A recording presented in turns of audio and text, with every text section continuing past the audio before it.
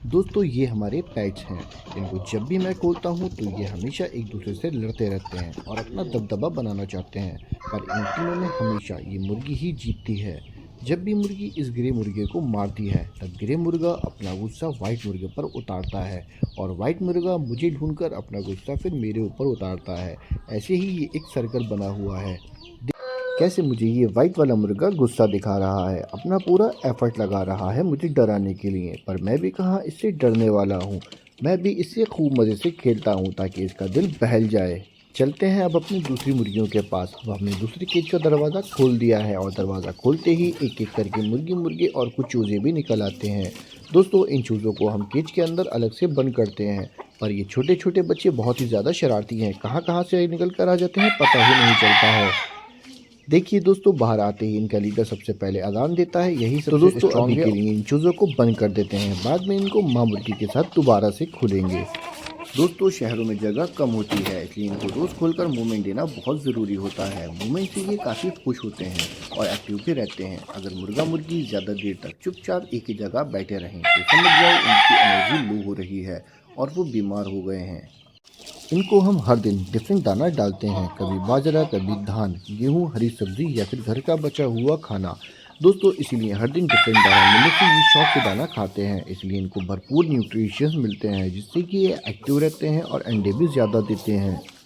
Roosters को सिर्फ गेहूं देना काफ़ी नहीं होता है, बैलेंस डाइट देने से बॉडी स्ट्रांग रहती है। सबसे कॉमन प्रॉब्लम ये होती है कि मुर्गे लेजी हो जाते हैं। दोस्तों अगर मुर्गे रोज़ मूवमेंट ना करेंगे तो वो या तो एग्रेसिव हो सकता है या फिर वीक और बीमार हो जाता है। इसका सिंपल सॉल्यूशन ये है कि रोज़ थोड़ा खुला टाइम और एक फिक्स फीडिंग टाइम रखें। दोस्तों अब बात करते हैं अपनी चूज़ों की। सबसे पहले हम अपने चूज़ों को खोल देते हैं, ये बेचारे हमारा कब से इंतज़ार कर रहे हैं। तो दोस्तों हम इनका केज खोलते हैं। केज का दरवाज़ा जैसे ही खोलते हैं ये बाहर आते हैं। अब हम इन चूज़ों की माँ को भी खोल देते हैं। दो चूज़े अपनी माँ के साथ भी बंद हैं।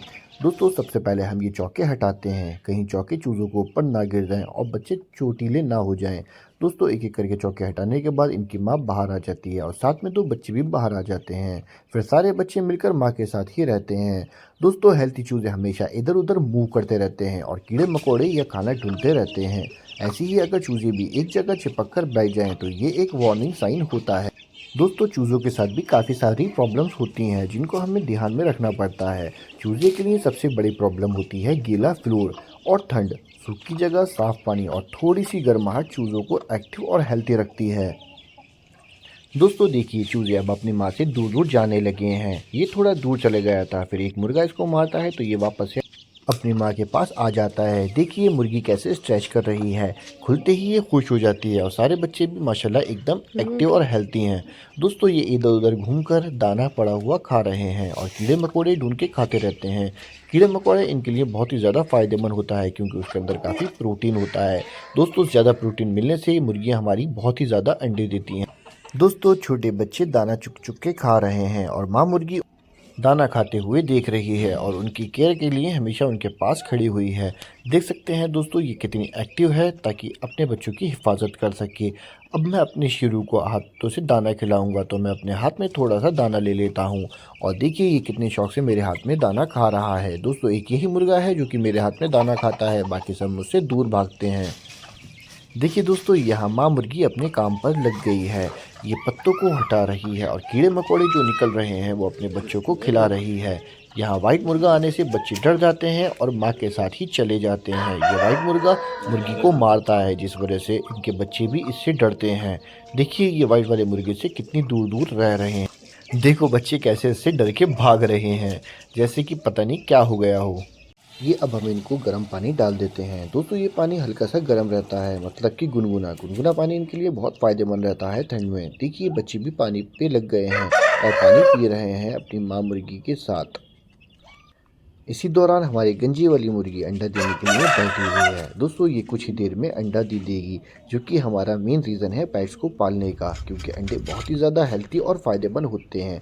देखिए एक इस केज में भी अंडा पड़ा हुआ है और बाकी की मुर्गियां आराम से दाना खा रही हैं। दोस्तों आज का हमारा मुर्गियों का काम हो गया है। अब हम चलते हैं अपने काम पर और वहां जाकर हम आपको दिखाते हैं अपनी जूरी और उसके बेबीज़।